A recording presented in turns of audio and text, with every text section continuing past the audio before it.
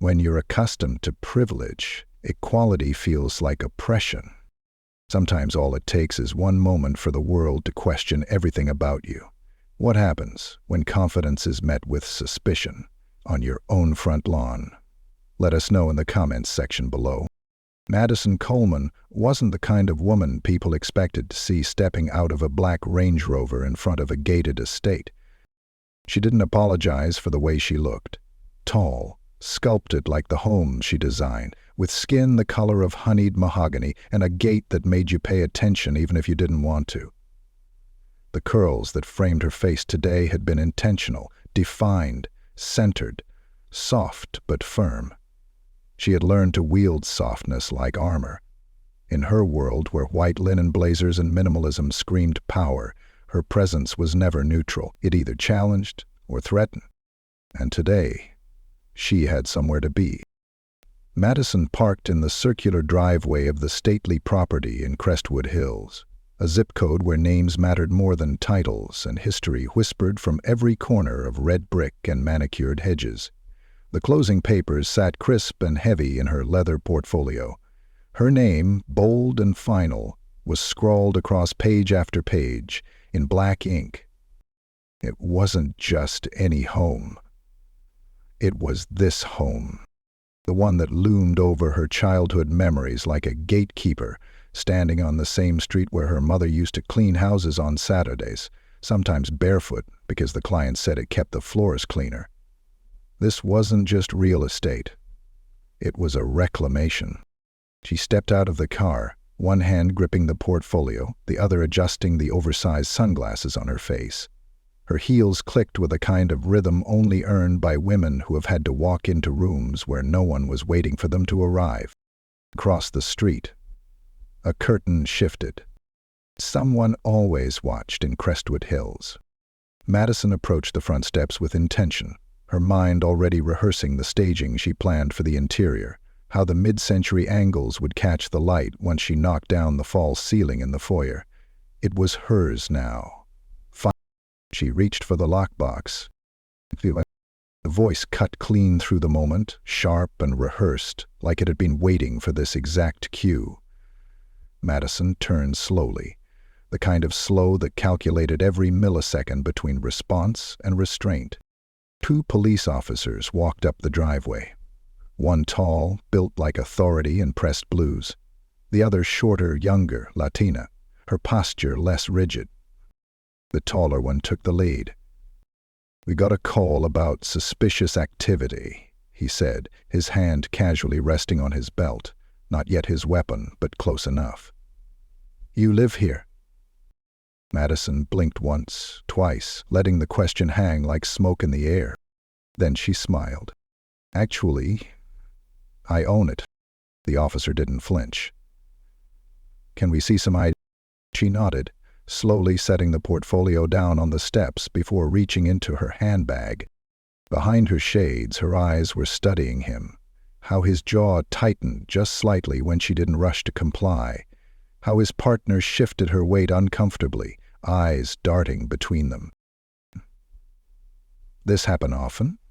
Madison asked calmly, producing both her license and the deed from the folder. "Women unlocking their own front doors?" "It's just protocol, ma'am," Officer Brent Mallory replied. "We don't get many new owners around here. Especially ones that look like her," his partner didn't say, but it hovered in the air all the same. Madison handed him the deed. She made sure he saw the signature. A signature. He took the paper without a word, his eyes scanning it longer than necessary. The silence stretched until the younger officer leaned in, reading it over his shoulder. "Looks legit," she mumbled. But Brent wasn't done. He wasn't looking for confirmation. He was looking for something to invalidate her. Madison stood still, letting it happen. She had been here before, not in this driveway, but in a dozen meetings, galleries, lobbies, boardrooms. The suspicion wasn't new. It just wore a uniform this time. He handed the paper back. "Sorry to bother you, Ms. Coleman. Just doing our job." She took it, slipped it back into her folder with care. Her fingers never trembled.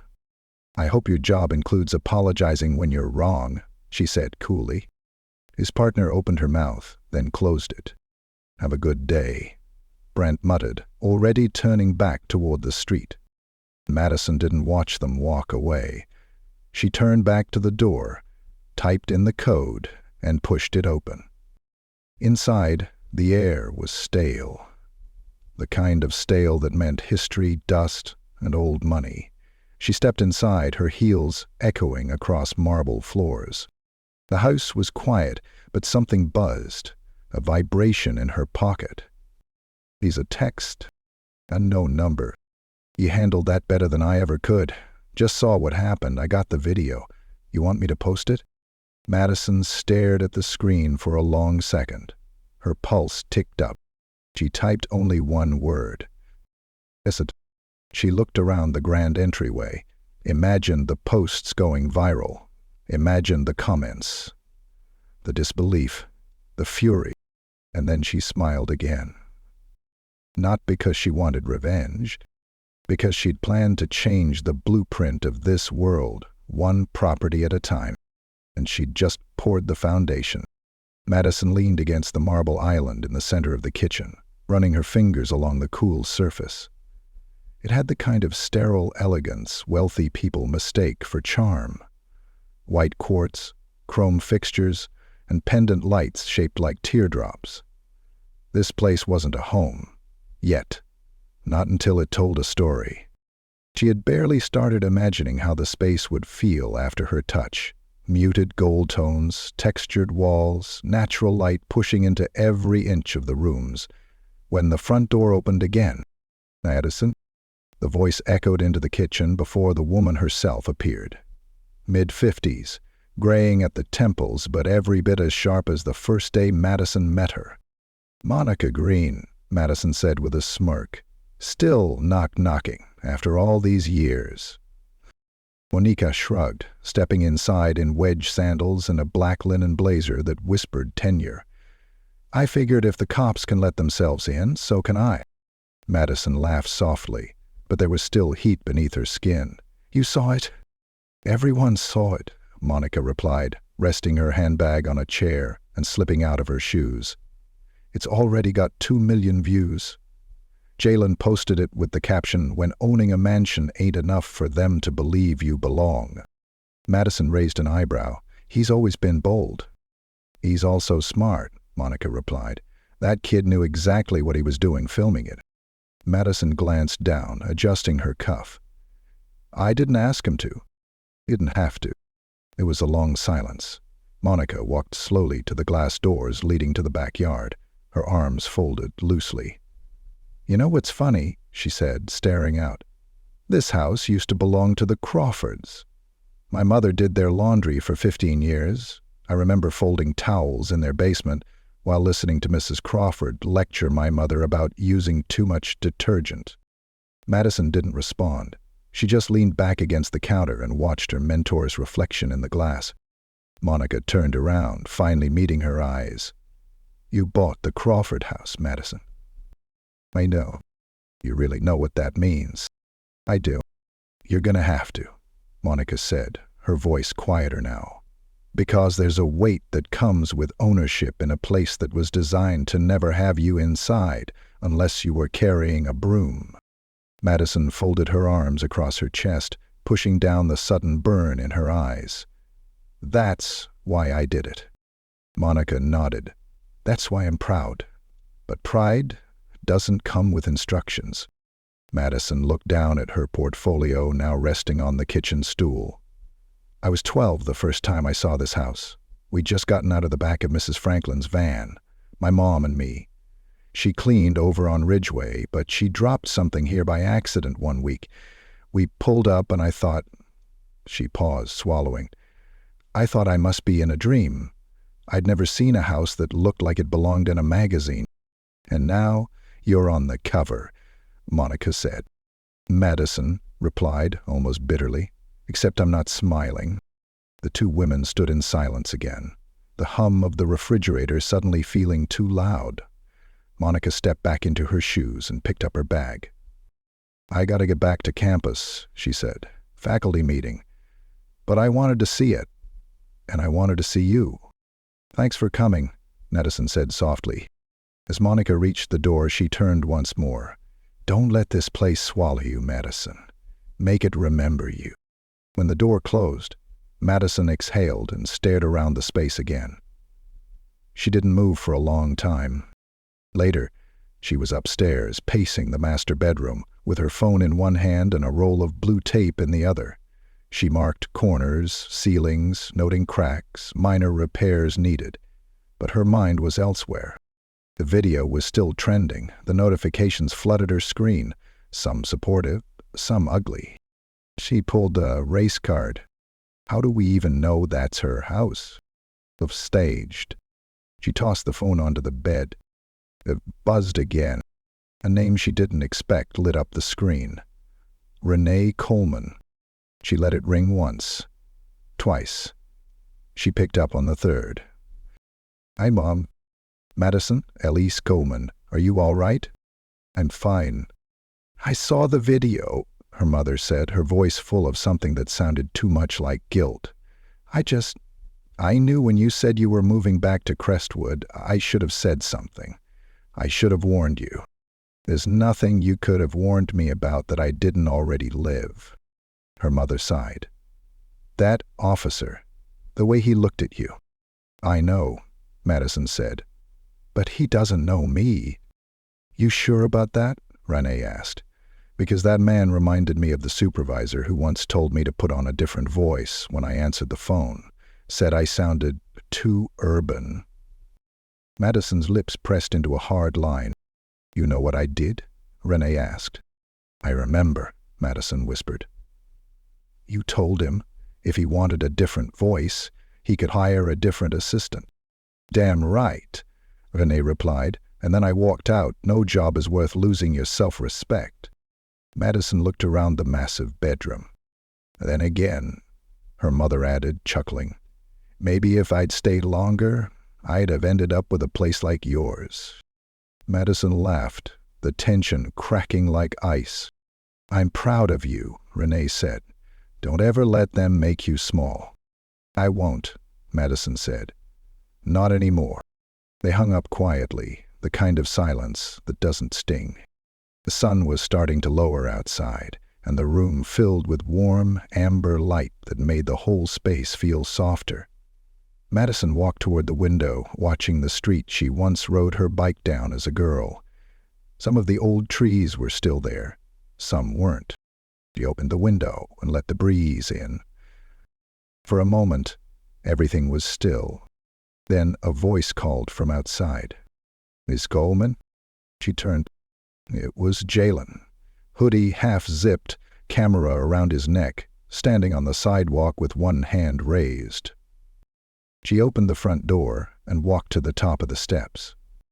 You posted it? He nodded. Yeah. I blurred the address. Didn't want them coming for you. They already have, she said. But thank you. You gonna speak on it? Madison tilted her head. You mean do an interview? Jalen shrugged. People want to hear from you. They need someone like you to say something. Otherwise, they'll just keep guessing. She looked down at him. Didn't they already saw what I am? She said. But maybe it's time they heard it, too. He pulled out a mic from his backpack, half expecting her to say no. Instead, Madison smiled. Come back tomorrow, she said. I'll give them the story, but it'll be on my terms. Jalen's eyes lit up. She watched him disappear back toward the sidewalk, his steps lighter, faster. Madison turned and walked back inside.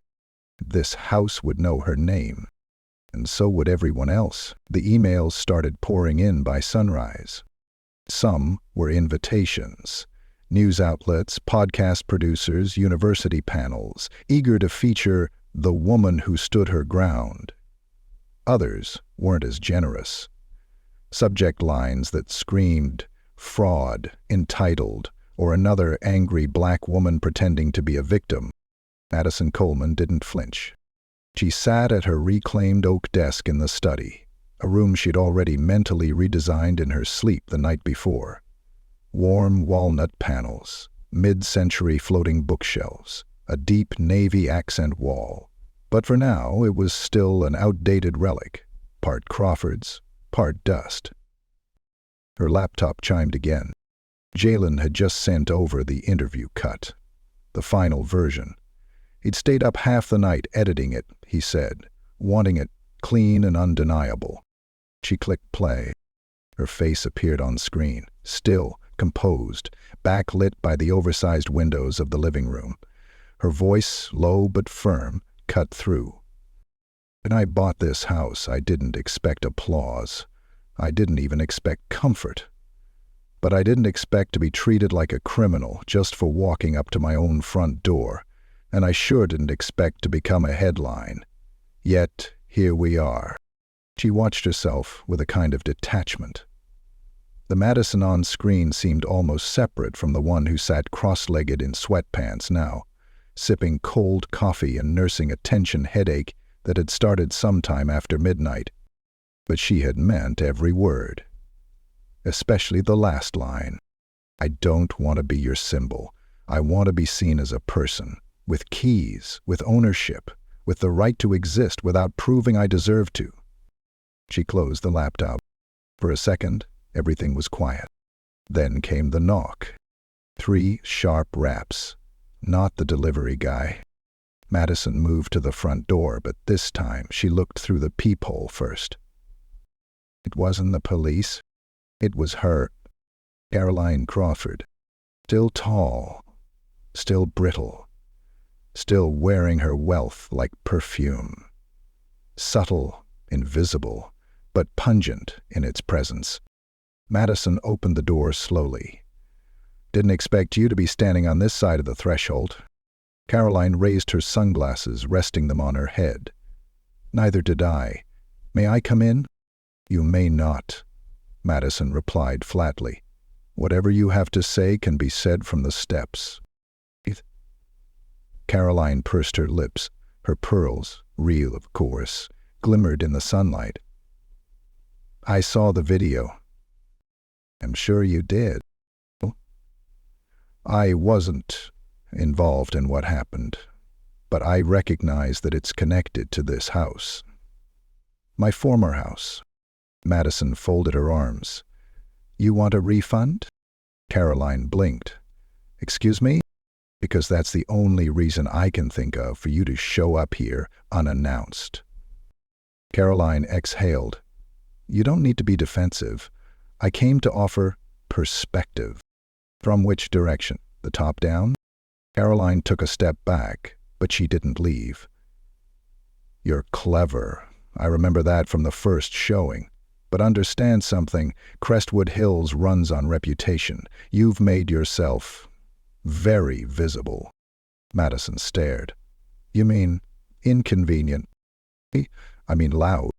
Madison stepped forward now, just enough to force Caroline to shift slightly.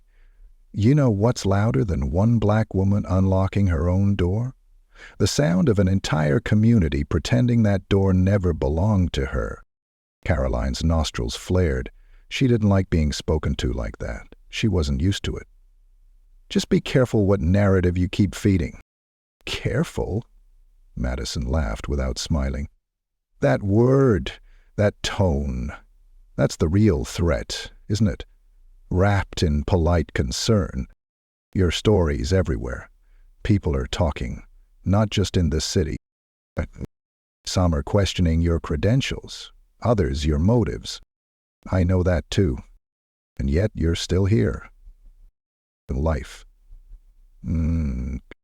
Caroline stared for a moment longer, then stepped down from the stoop.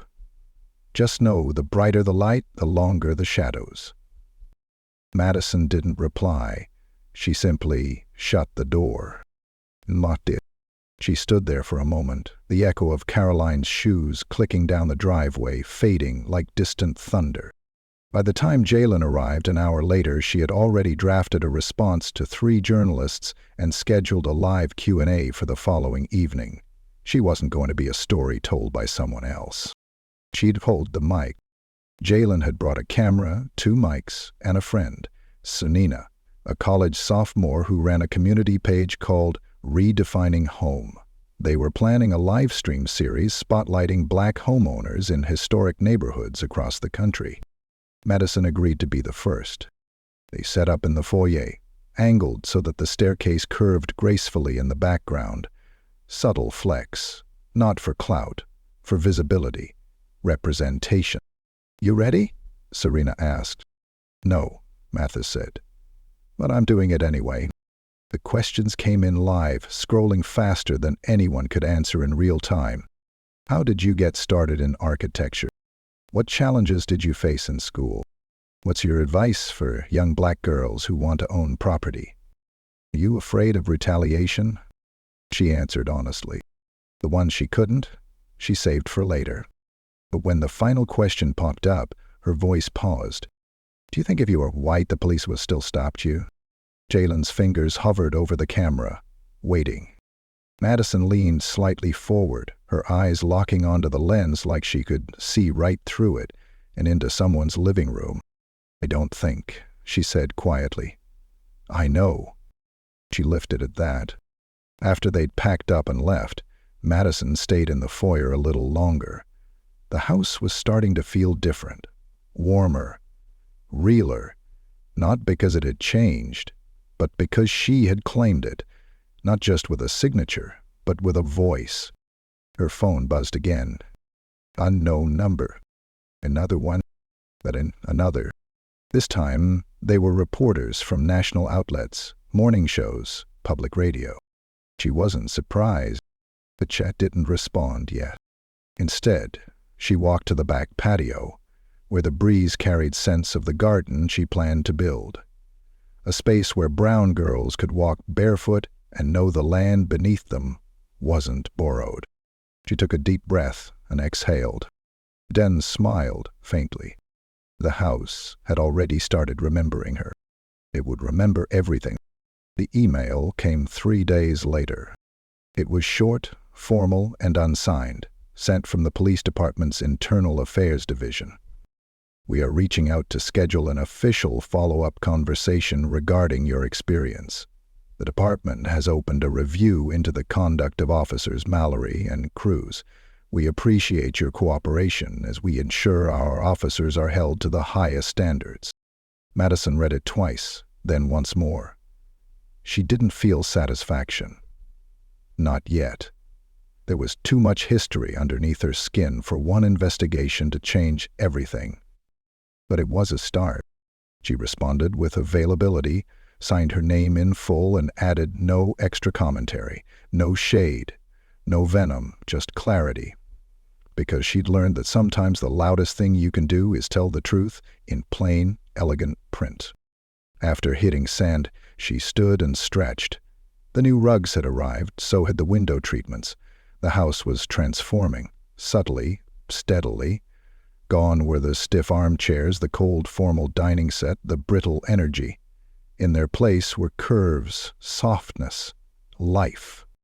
The scent of eucalyptus and cedar floated through the living room. Jazz played low from the built-in speakers. Madison had painted the fireplace herself the day before, a moody shade of gray-green that seemed to shift with the light, and now it was hers. Not just on paper, not just by law, but in spirit. Ownership didn't come when you paid. It came when the space started responding to your presence, when it echoed your steps like a song instead of resisting your rhythm. There was a knock on the door. Madison opened it slowly, cautiously, even now. But this time, the face that met her was not a stranger. It was Dana Cruz, the younger officer. Plainclothes, no partner, no badge in sight. "Hi," Dana said. "Do you have a second?" Madison tilted her head. "I guess that depends on why you're here." Dana shifted, clearly uncomfortable. She had a folder tucked under one arm and a look in her eyes that wasn't defensive. It was tired. "I'm not here on behalf of the department," she said. "I'm here because I couldn't stop thinking about it. That day, what happened, and how I stood there, said nothing." Madison stepped back, gesturing for her to come inside. Dana hesitated, then crossed the threshold. The two women stood in the entryway for a moment, neither speaking. "I thought about calling you," Dana said, "but I figured you wouldn't pick up." "I wouldn't have," Madison admitted. Dana nodded. "Fair." She handed over the folder. Inside was a printed statement, a full report, her perspective, her objections, the things she didn't say that day but needed to say now. She had submitted it voluntarily to Internal Affairs. "You didn't have to do this," Madison said. "I did," Dana replied. "I don't want to be one of those people who regrets their silence for the rest of their career." Madison scanned the first few lines. The language was clear, direct. No dodging, no euphemisms. "You may have changed that boy's life," she said quietly. Dana looked confused. "Jalen?"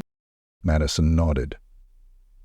"He told me the night he filmed it that he'd always wanted to be a journalist, but after that, he said he wants to study law now." Dana exhaled slowly. "Then I'm glad he saw you, and not someone who lost it." "I almost did," Madison replied. "But then I remembered what this house meant, what it had to mean." There was a pause.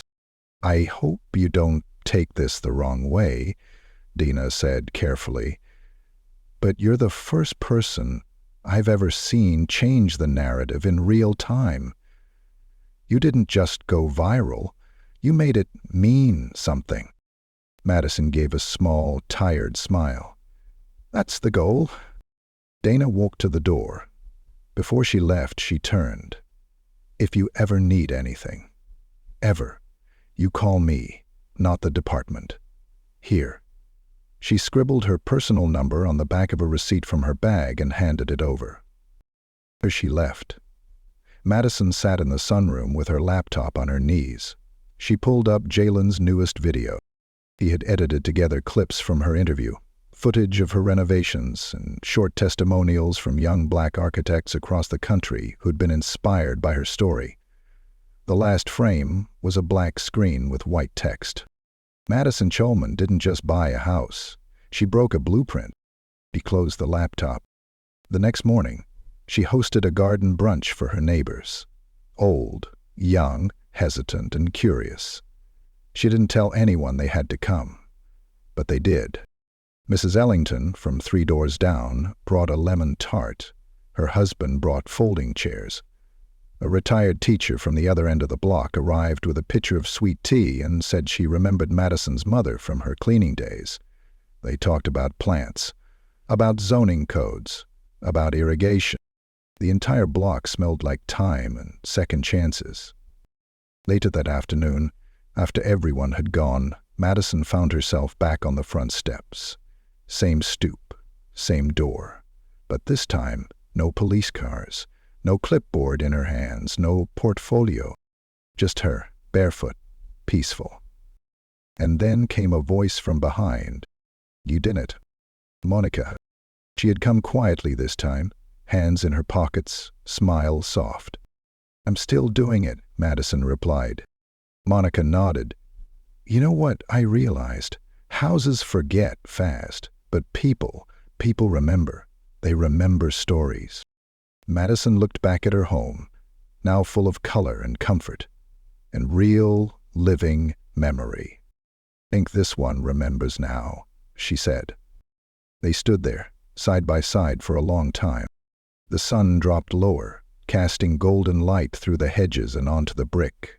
Somewhere, a wind chime moved softly. A child laughed down the street.